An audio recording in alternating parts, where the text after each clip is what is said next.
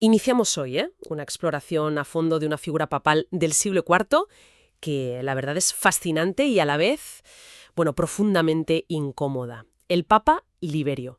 Su periodo al frente de la Iglesia, del 352 al 366, coincidió con un momento de tensión máxima, tanto doctrinal como política, en la Iglesia primitiva.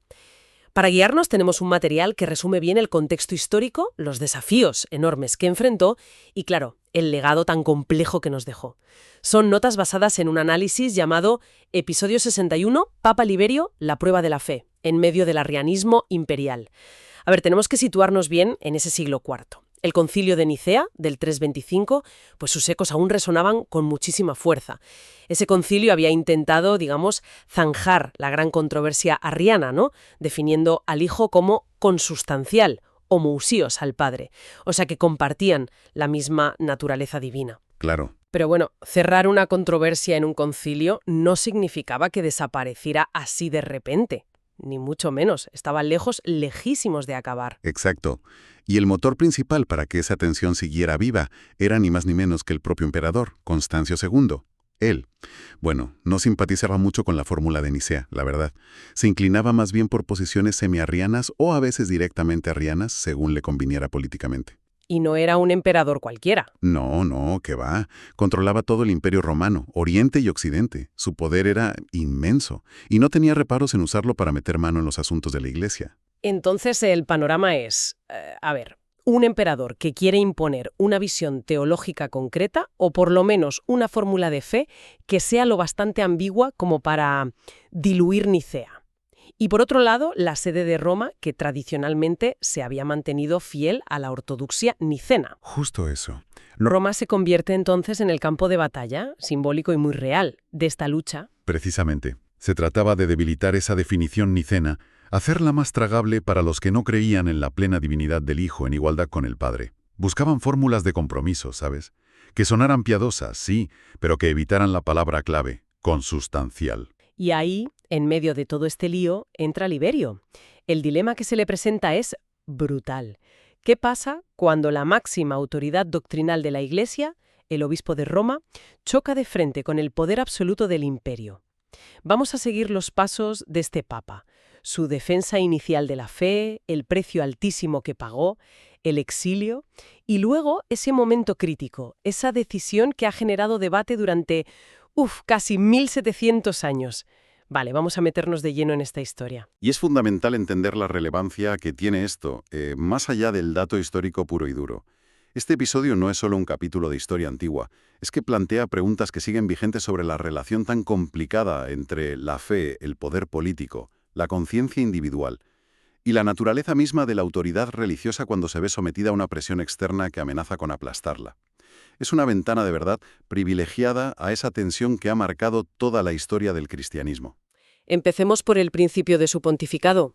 Liberio sucede al Papa Julio I, que ya había sido un defensor muy firme de la causa nicena y sobre todo de su gran campeón, San Atanasio de Alejandría. Sí. Atanasio era el teólogo por excelencia de la consustancialidad y por eso mismo el objetivo número uno del emperador Constancio y de los obispos arrianos. Así es. Atanasio había sido exiliado varias veces, condenado en sínodos que eran afines al emperador. Era una figura de resistencia total. Y Liberio, al inicio de su papado, pues sigue la línea de su predecesor. Apoya a Atanasio sin fisuras, se niega a romper la comunión con él, a pesar de que las presiones del emperador iban a más y más. ¿Y cómo era esa presión imperial exactamente? ¿Cómo se manifestaba en la práctica? Pues Constancio II no se andaba con chiquitas, ¿eh? Enviaba emisarios, organizaba concilios locales bajo su supervisión directa, como el de Arles en el 353 o el de Milán en el 355, donde básicamente se exigía a los obispos de Occidente que firmaran la condena de Atanasio. O sea, no era un debate teológico abierto. Que va. Era una imposición política clarísimamente. Condenar a Atanasio significaba, en la práctica, aceptar la política religiosa del emperador, y, claro, distanciarse de la defensa estricta de Nicea. Y Liberio al principio se niega en redondo. ¿Cómo reaccionó ante esos concilios, por ejemplo? Pues mira, se negó a enviar legados a Arles que pudieran comprometerle. Y aunque sí envió representantes a Milán, estos también se mantuvieron firmes, lo que enfureció todavía más al emperador. Liberia insistía en que antes de cualquier condena personal, lo primero era reafirmar universalmente la fe de Nicea. Ponía la doctrina por delante de las maniobras políticas contra personas concretas. Entonces, esta resistencia inicial es fundamental. Absolutamente. Es una afirmación muy potente de la autonomía doctrinal del papado, frente a la injerencia del poder secular. El papa se presenta como el guardián de la fe apostólica, ¿no? Un testigo que no puede doblegarse ante el César en cuestiones de dogma. Es un momento de gran valentía y claridad por parte de Liberio. Se jugaba mucho, y él lo sabía perfectamente. Y claro, como era de esperar, en el siglo IV, desafiar al emperador pues tenía consecuencias drásticas. ¿Qué le pasó a Liberio por mantenerse tan firme? La respuesta de Constancio II fue implacable. Al negarse a condenar a Atanasio y a afirmar esas fórmulas ambiguas que le ponían delante, Liberio fue arrestado en Roma. Hay relatos bastante dramáticos de su enfrentamiento directo con el emperador o con sus eunucos de confianza. Uf. Y finalmente, en el año 355, fue desterrado a Berea, en Tracia, que hoy sería, por la zona de Grecia o Bulgaria, lejos de Roma, lejos de su clero, de su gente. Hay que imaginarse lo que suponía eso. Un obispo arrancado de su sede, enviado a una región remota, bajo vigilancia imperial constante. Debió ser una prueba terrible, no solo física, también psicológica. El aislamiento, la incertidumbre. Tela. Sin duda. El exilio en la antigüedad era una especie de muerte civil. Perdías tu estatus, tus conexiones, tu influencia. Para un papa, ser separado de su iglesia de Roma era un golpe devastador. Era el precio directo por su lealtad inicial a Nicea y a Atanasio. Un papa exiliado por orden imperial, algo que no se había visto de forma tan directa hasta entonces. Pero aquí es donde la historia heroica empieza a tener fisuras, ¿verdad? Aquí es donde la historia de Liberio se vuelve mucho más compleja. Y, si somos sinceras, humanamente más interesante, aunque también dolorosa, claro. ¿Qué pasó durante ese exilio en Tracia? Exacto. La firmeza inicial parece que se quiebra bajo la dureza del exilio, que duró unos 2 años más o menos. Las fuentes históricas, incluyendo testimonios de figuras como San Atanasio, San Hilario de Poitiers o San Jerónimo, pues indican que Liberio, sometido a una presión constante y, posiblemente, amenazas, acabó cediendo. ¿Cediendo? ¿En qué sentido? ¿Qué hizo exactamente? Pues parece que firmó una o varias fórmulas de fe. La más conocida es la llamada Primera Fórmula de Sirmio, o alguna muy parecida. El problema gordo con estas fórmulas no es que fueran abiertamente arrianas, sino que eran ambiguas a propósito. Ajá.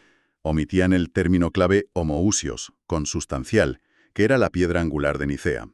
Usaban expresiones más vagas como similar al Padre en todo o similar al Padre según las Escrituras. Frases que, podían interpretarse de forma ortodoxa, sí, pero que también dejaban la puerta abierta a interpretaciones, arrianizantes. Una especie de pacto con el diablo teológico para salir del paso, ¿no? Puede verse así, sí. Además de firmar esa fórmula ambigua, parece que también aceptó romper la comunión con Atanasio, justo lo que se había negado a hacer tan firmemente al principio. El objetivo claro de estas concesiones era, conseguir el permiso del emperador para acabar con su exilio y poder volver a Roma. Esto es tremendo. El Papa, el sucesor de Pedro, firmando un documento que debilita la definición de fe por la que había sido exiliado y condenando al hombre al que había defendido. ¿Cómo sentó esto en la Iglesia de la época? Debió ser un shock. Fue un shock, sí, y las reacciones fueron diversas y muy apasionadas. Lo fascinante aquí es ver cómo este episodio revela la profunda humanidad y, por qué no decirlo, la vulnerabilidad de la figura papal. Padres de la Iglesia como San Hilario de Poitiers, que también estaba exiliado por su fe nicena, no dudaron en criticar durísimamente a Liberio. Llegó a hablar de perfidia ariana en relación a su firma. Madre mía. Y San Jerónimo más tarde también lo recordaría como un momento de debilidad. Vieron su acto como una claudicación, una traición a la causa de Nicea. No se anduvieron con rodeos. Pero hubo otras interpretaciones. ¿Alguien intentó defender a Liberio? O al menos matizarlo. Sí. Otros intentaron matizar o atenuar su responsabilidad. El propio Atanasio, fíjate, aunque constata el hecho, parece mostrar cierta comprensión. Señala que Liberio actuó bajo una violencia extrema y por el puro agotamiento del exilio. Se argumentó que la firma se obtuvo bajo coacción, vis emetu, lo que disminuiría la culpabilidad moral y también la autoridad doctrinal del acto en sí. Claro. Es que hay que ponerse en su piel. Aislado, presionado, posiblemente amenazado, es muy fácil juzgar desde la distancia de los siglos, ¿verdad? Cierto, muy cierto. Lo que es innegable es que Liberio se convirtió, de facto, en el primer obispo de Roma en experimentar de forma tan brutal, tan personal, este dilema existencial. ¿Hasta dónde llega el deber de resistir por la pureza doctrinal? ¿Es lícito un compromiso ambiguo para salvar la propia vida o para poder volver a guiar a tu iglesia? No había un manual de instrucciones para esto, ¿eh? Él estaba escribiendo ese doloroso capítulo por primera vez. Entiendo la crítica, pero también la posible atenuación por la coacción. Vale, ahora, ¿consiguió su objetivo? ¿Pudo regresar a Roma? Sí, tras esas concesiones, Constancio II le permitió volver a Roma en el año 358. Pero su regreso no fue precisamente un camino de rosas, ¿eh? Me imagino. Durante su exilio, el emperador había hecho instalar un antipapa, Félix II. Así que al volver, Roma se encontró con 2 obispos. Imagínate el lío. Tumultos, divisiones entre el clero, entre el pueblo romano, que en su mayoría parecía seguir siendo leal a Liberio, a pesar de todo. Finalmente, Félix fue expulsado y Liberio recuperó el control total. Una vez de vuelta en Roma y ya con el control recuperado, ¿qué hizo Liberio? ¿Mantuvo la línea de esa fórmula ambigua que había firmado en el exilio? Pues aquí viene otro giro interesante. Las fuentes sugieren que, una vez libre de la presión directa del exilio y del emperador, que además murió pocos años después, en el 361, Liberio retomó la defensa de la ortodoxia nicena. ¿Ah? ¿Sí? Sí, hay evidencia de que, hacia el final de su pontificado, recibió favorablemente a obispos orientales que volvían a adherirse a la fe de Nicea. Y, muy importante, parece que se reconcilió plenamente con Atanasio. O sea, una especie de retractación en la práctica, ¿no? Volviendo a la línea original. Exacto. Aunque no parece que haya una condena explícita de su propia firma anterior, eso habría sido políticamente muy complejo, sus acciones posteriores indican un regreso a la ortodoxia estricta. Es como si, una vez recuperada su libertad de acción, hubiera intentado enmendar aquel momento de debilidad. Si intentamos mirar esto con perspectiva, conectando este episodio tan convulso con el panorama general de la Iglesia, ¿qué lecciones se extrajeron o se pueden extraer de la historia de Liberio? Yo creo que este caso, precisamente por ser tan doloroso y tan controvertido, enseñó a la Iglesia una lección crucial, aunque quizá no de forma inmediata. Demostró que la fe de la Iglesia, entendida como ese depósito recibido de los apóstoles y expresado en los credos, como el de Nicea, pues posee una solidez intrínseca que puede prevalecer incluso cuando sus líderes más visibles muestran signos de fragilidad humana. ¿Quieres decir que la institución es más fuerte que la persona que la ocupa en un momento dado? En cierto modo, sí. La figura del Papa, como quedó patente con Liberio, no es la de un superhombre infalible inmune al miedo, al cansancio, a la presión extrema o incluso al error de juicio. Y esto obliga a plantear una distinción que es fundamental y que será recurrente en la historia de la Iglesia. La diferencia entre la persona concreta que ocupa el cargo, con sus virtudes y sus defectos, y el oficio o ministerio petrino en sí mismo. Claro, ese oficio que la fe católica cree asistido por una promesa divina de indefectibilidad en la fe, aunque no necesariamente de impecabilidad personal, ojo. Es una distinción importante, sí. Entonces, si pensamos en el legado de Liberio, tal como lo presentan nuestras fuentes, ¿cómo podríamos resumirlo? Yo diría que tiene varias capas. Por un lado, su historia es un recordatorio potente de que la sucesión apostólica, esa cadena que une a los obispos con los apóstoles, pues no es una galería de héroes sin mancha. Son seres humanos reales, inmersos en las complejidades y presiones de su tiempo, con la misión de custodiar y transmitir la fe en medio de pruebas muy concretas. Y su resistencia inicial y el propio exilio, a pesar de lo que vino después, también tienen un valor de testimonio, ¿no? Sin duda. Muestran ese llamado intrínseco al obispo de Roma como sucesor de Pedro a ser un testigo, mártir en su sentido original griego, de la fe, incluso cuando eso implica confrontar al poder político más formidable. Hay un eco del non possumus, del no podemos, de los apóstoles ante el Sanedrín. Aunque luego viniera la debilidad, ese testimonio inicial de resistencia frente al emperador quedó ahí, registrado. Y desde un punto de vista más teológico, ¿cómo se interpreta esa mezcla de firmeza inicial, caída y posterior recuperación? Pues, paradójicamente, la vacilación de Liberio, lejos de destruir la confianza en el papado a largo plazo, puede ser interpretada dentro de la teología católica como una confirmación de algo más profundo. subraya que la roca sobre la que se asienta la fe de la Iglesia no es en última instancia la fortaleza humana de Pedro o de sus sucesores, sino la promesa de Cristo. Capítulo 22, versículo 32, donde Jesús le dice a Pedro: «Simón, Simón, mira que Satanás os ha reclamado para cribaros como trigo. Pero yo he rogado por ti, para que tu fe no desfallezca.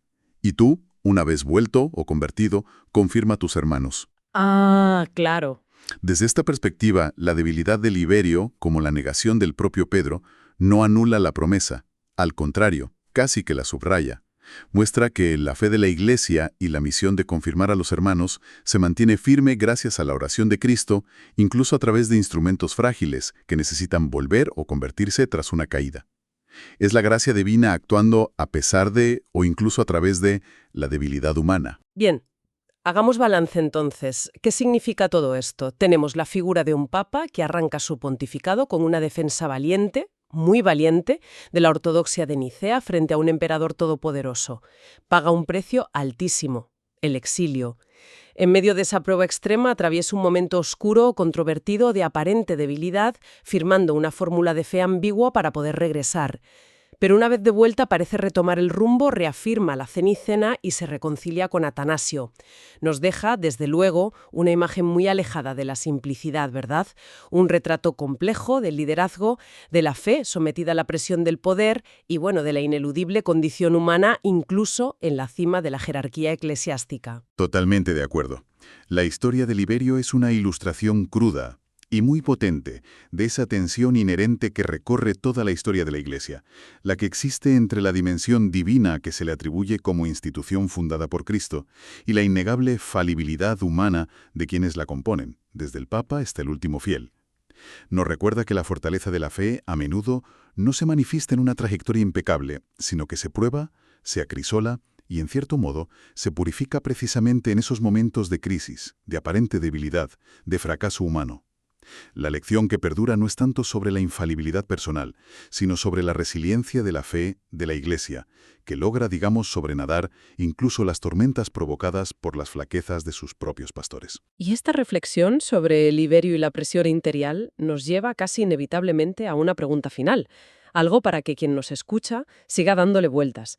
Considerando la presión tan directa, tan brutal que ejerció el poder imperial sobre Liberio para que comprometiera sus convicciones doctrinales más profundas, ¿cómo podemos mirar hoy las presiones, que quizás son más sutiles, más difusas, pero no por ello menos poderosas, que enfrentan tanto individuos como instituciones?